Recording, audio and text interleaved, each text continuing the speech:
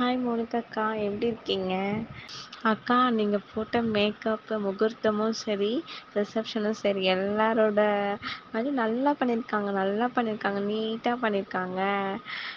உன் டோன்லேயே இருக்குது, நல்லா இருக்கு அப்படின்னு சொன்னாங்கக்கா. எனக்கும் ஃபோட்டோஸ் அவங்க அனுப்புனாங்க. நான் உங்களுக்கு ஷேர் பண்ணுறேன். அவங்க சிஸ்டமில் இருக்குன்னு நினைக்கிறேன், ஷேர் பண்ணுறேன். ஃபோட்டோஸில் சூப்பராக வந்திருக்குங்கக்கா.